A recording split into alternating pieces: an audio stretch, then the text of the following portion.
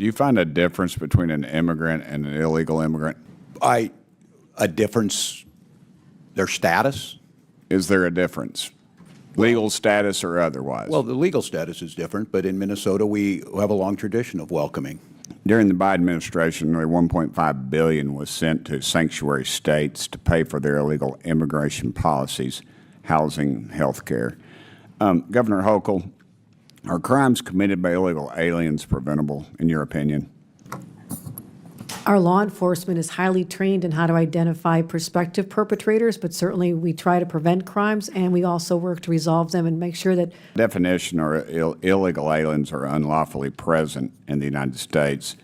They should not be here in the first place to commit crimes. Don't you agree with that? it depends on the circumstances of coming over. I mean, there's civil violations, there's also criminals. So it's the federal government's determination on the status of an individual. If they're But I mean, if they're not here, the crime's not going to be committed. That's Okay, but do you know what happened after that individual was released? I don't, but again, a judicial warrant, if appropriate. I'll tell you, 17 days later, he was charged with a homicide. And in Cook County, he also released a migrant charged with domestic violence in August of 2024. You know what this individual was charged with 1 month later?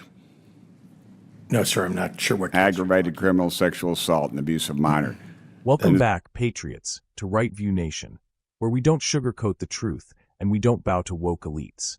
Today, we're going to rip the mask off the sanctuary state scam and show you exactly how Democrat governors are betraying this country, one criminal illegal alien at a time.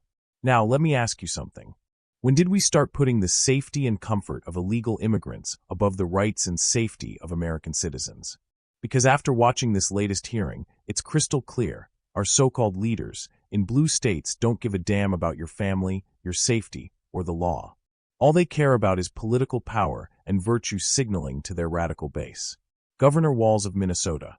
Oh, he was proud to say that immigrants will always be welcome in Minnesota. But here's what he refused to say loud and clear. The difference between legal immigrants and illegal immigrants. He danced around the question like he was on Broadway. Well, the legal status is different, he muttered. Really, Governor? That's all you've got? A non-answer? Let me help you out. Legal immigrants come here through a lawful process. Illegal immigrants sneak in, break the law, and some, let's be honest, not all, but some go on to commit violent crimes. But the left won't admit that.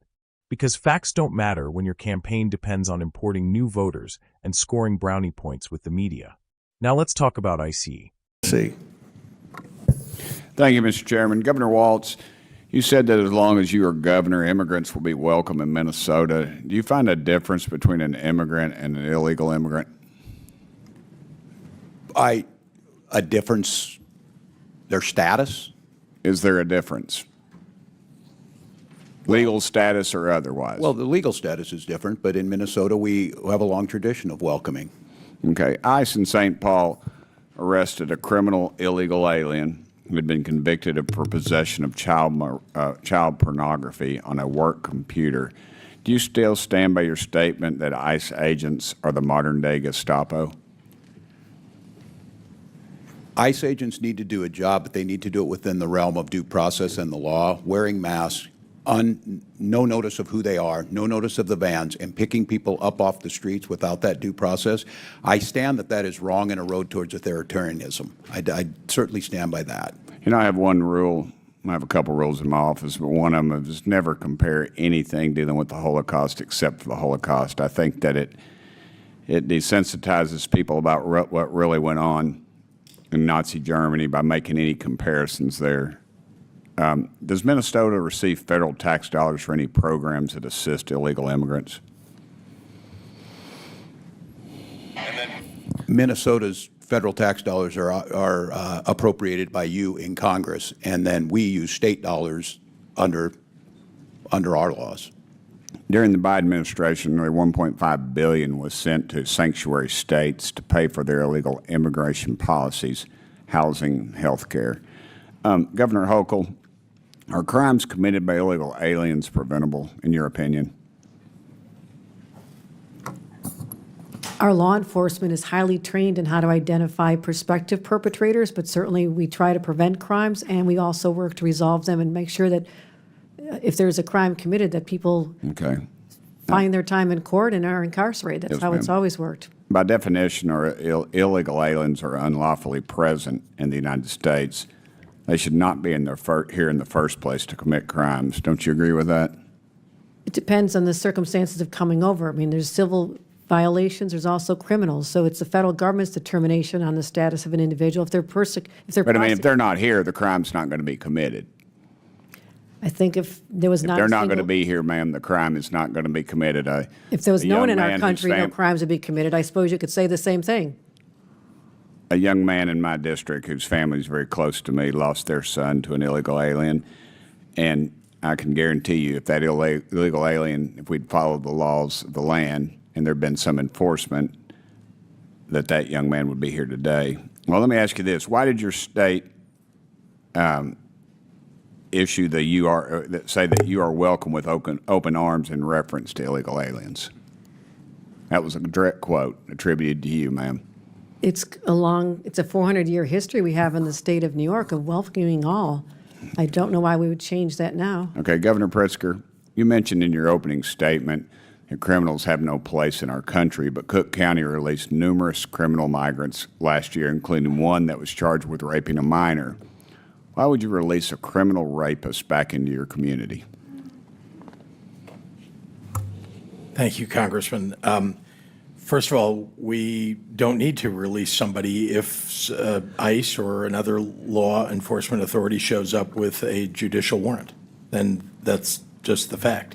And if somebody gets released, it's usually because they've had due process and determined not to be eligible to be held. That's Okay, but do you know what happened after that individual was released?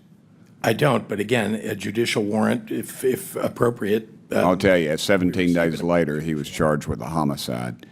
And in Cook County, he also released a migrant charged with domestic violence in August of 2024. You know what this individual was charged with 1 month later? No, sir, I'm not sure what. Aggravated criminal sexual assault and abuse of minor.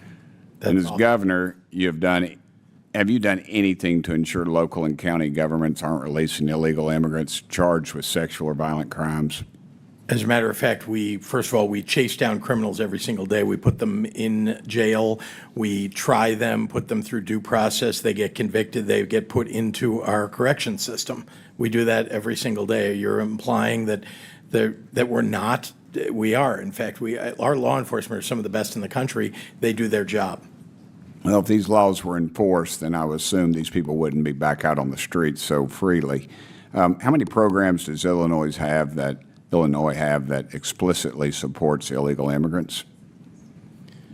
So we've created programs to deal with not illegal. I mean, we have one program that's related to undocumented people who are. I'm out of time, the but most the vulnerable. answer is at least four health benefits for immigrants, HBIS, health benefits for immigrants, adults, HBI, retention of Illinois students, and equity rise is the acronym for that act, in the Illinois Dream Fund.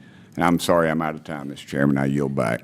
Chair, that's Mr. Min. Mr. Chairman, I'd like to finish the title of the article that I was trying to read into unanimous consent. Okay.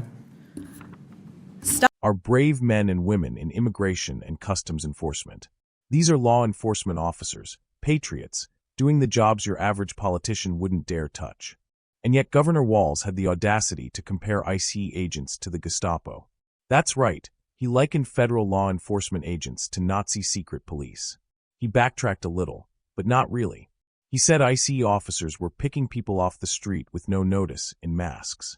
Sir, that's called law enforcement. That's what happens when people break the law. This isn't a dictatorship. This is called upholding sovereignty. But to the left, law enforcement is always the villain. Criminals? They're just misunderstood. Then we had Governor Kathy Hochul, another Democrat who refuses to answer a simple question with moral clarity. She was asked point blank, are crimes committed by illegal immigrants preventable? Her answer? We try to prevent crimes law enforcement is trained, we resolve them. Ma'am, this isn't about procedure. It's about accountability. If an individual is in this country illegally, and they go on to kill, rape, or assault someone, that crime was preventable. Period. Because if they weren't here in the first place, that victim would still be alive. It's not rocket science. It's common sense. But apparently, that's in short supply in Albany. A congressman shared a heart-wrenching story. His close friend's son was killed by an illegal alien. A young man with a future, gone forever because the system failed him. And yet what did Governor Hochul do? She proudly defends her open arms policy for illegal immigrants. Not for the grieving families, not for the victims, but for the lawbreakers. She claims New York has a 400-year tradition of welcoming newcomers. But there's a massive difference between welcoming legal immigrants and turning your state into a lawless free-for-all. Now we move to Illinois, Governor J.B. Pritzker, folks. He opened by saying criminals have no place in our country. Nice line for TV, but here's the reality.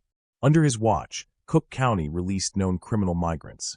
One was accused of raping a minor, and 17 days after being released, he was charged with homicide. And when asked if he knew about it, he said, "I don't," just shrugged it off. Think about that. A violent predator was let loose. A person died, and the governor of the state just shrugs. That's not leadership. That's cowardice. Let me be very clear. This is what happens when ideology replaces law. This is what happens when the left sacrifices American safety to pander to their base. They release rapists, killers, and abusers back onto the streets, and then pat themselves on the back for being inclusive. Inclusive of what? Chaos, death, pain. These aren't isolated incidents, folks. These are patterns. These are policies. And they're happening in broad daylight.